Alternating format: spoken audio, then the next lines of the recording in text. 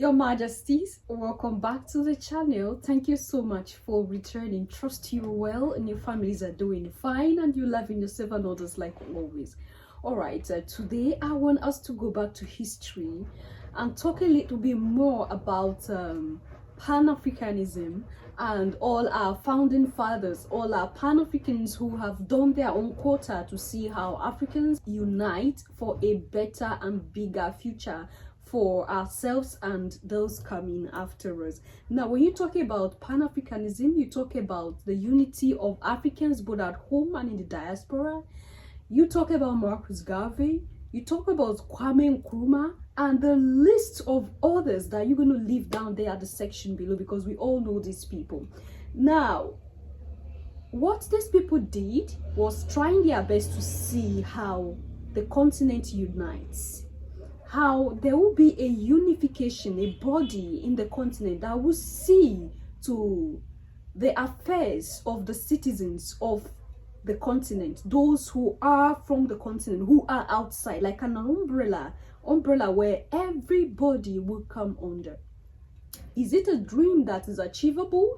I've done a video about this. If you're those who started with me, you know I did a video about Marcus Garvey and everything, but I wanted us to talk about this again in this time that we are seeing how the continent is striving to see how she kick out colonial hold and powers, and see how we will all with one voice, one heart, one mind and one cause push ahead for a greater future for the continent. Now I would want us to listen to some little history about Marcus Garvey. A lot of you, I know a lot of you know about him. You can leave comments down there at the section. Now, while you are listening, have this in mind. Are the dreams of these Pan-Africans a dream that can be realized?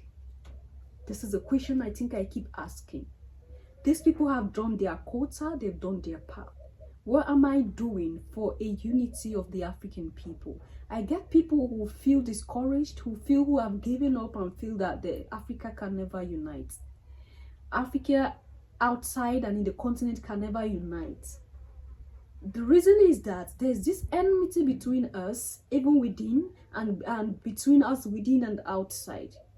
There is always something that wants us to be a part. And this is the exact thing that these Pan-Africans struggled with, they fought with, until they gave up their life striving for the unity of Africa and those in the diaspora. Marcus Garvey. Born in Jamaica, Garvey grew up in poverty. He came to understand race relations through the lens of British colonialism throughout the Caribbean and Latin America. As his thinking matured, he began to formulate a revolutionary social movement. In 1914, he founded the Universal Negro Improvement Association, dedicated to uniting all the black people throughout the world. 2 years later, he immigrated to the United States, where his powerful message quickly gained traction. We want to unite the Negro race in this country. We want every Negro to work for one common object, that of building a nation of his own on the great continent of Africa, for the purpose of bettering our industrial, commercial, educational, social, and political conditions. Around the same time that movies like Birth of a Nation are showing extraordinarily racist depictions of African Americans as monsters. You have this really charismatic and dynamic individual, and he's talking about, look, our place is never going to be here in the United States. It's never going to be in Europe. It's going to be in Africa. We need to reclaim Africa. So Garvey is going to be preaching a philosophy of black pride. He's going to come up with a scheme to repatriate to Africa. And he provides a huge sense of hope for millions of African Americans. A centerpiece of Garvey's program was the creation of the Black Star Line, a steamship line launched to transport African Americans who wished to emigrate to Africa. The Black Star Line is this idea that Garvey can buy ships through the support of local African American people, sending in money so you can have a share in the Black Star Line. And these ships were going to take thousands of people back to Africa, to the colony that Garvey was going to establish. But his advocacy for Black Americans to move back to Africa drew the attention of the United States government, and especially J. Edgar Hoover's Federal Bureau of Investigation, which monitored Garvey's movement, seeking grounds for his arrest and deportation. Garvey was growing too powerful.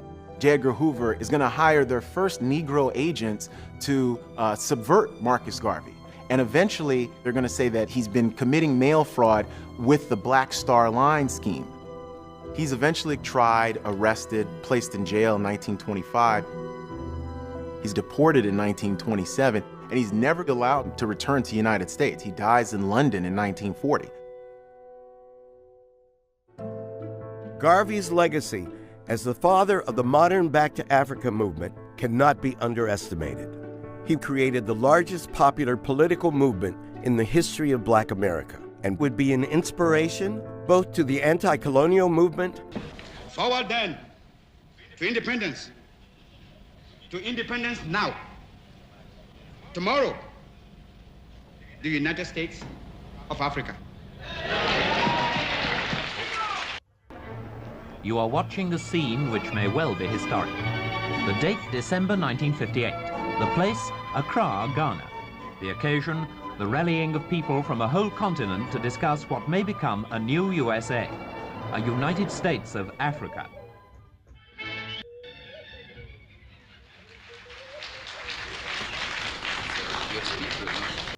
Oh, Your Majesties, these are just but a few of many who have given up their lives, who have given up everything they have to see that Africa unite both at home and in the diaspora. Because the way it was formed, the way his dream was, when you study the dream of Marcus Garvey very well, you realize that yeah, there's gonna be a body, and that body will be in the motherland, in our cable land.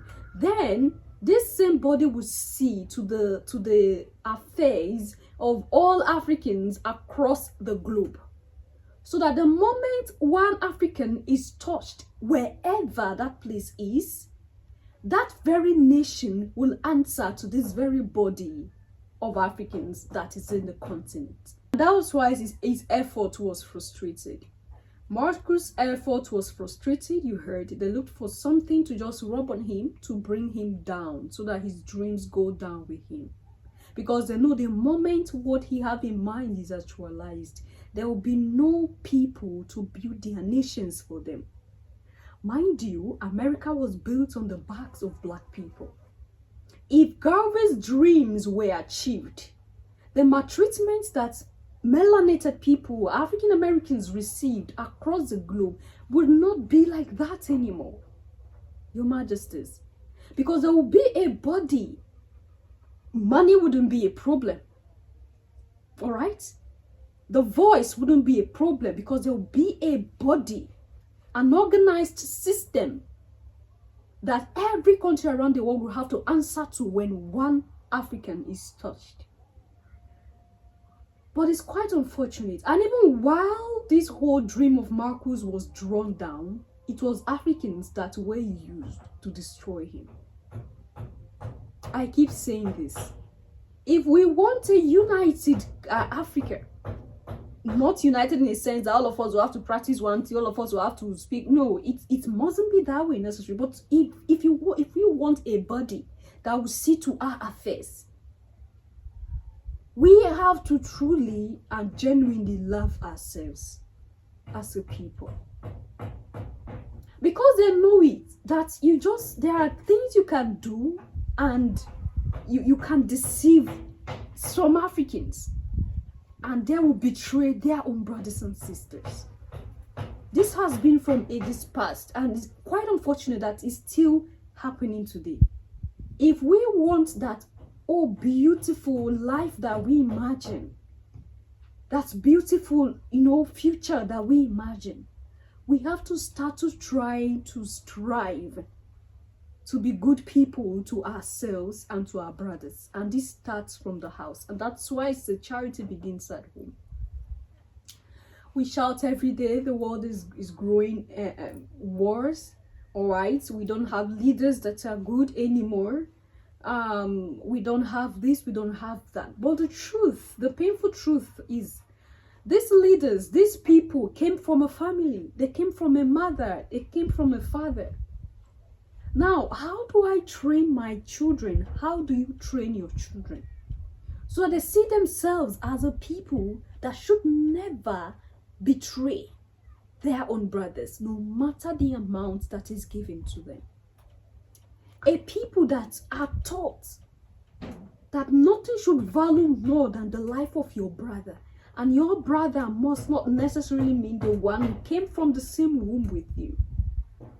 Your brother is the one who lives with you from the same continent.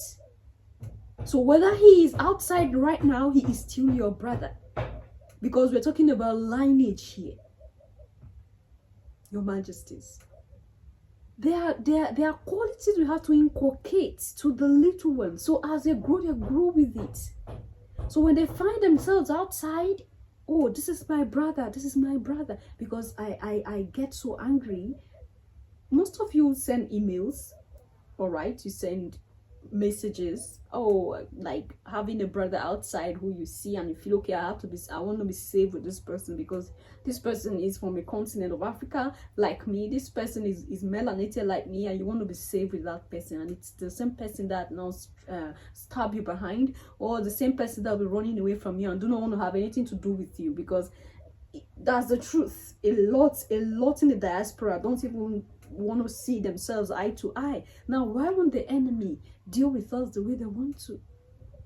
So these are the things that we have to have in mind as we pray, we hope, and we trust that we are going to have the dreams of Marcus Garvey, of Nkrumah, Kwame, and all others who have strived for a Pan-African, a united African, and a body to see to the needs of the African people and the diasporans.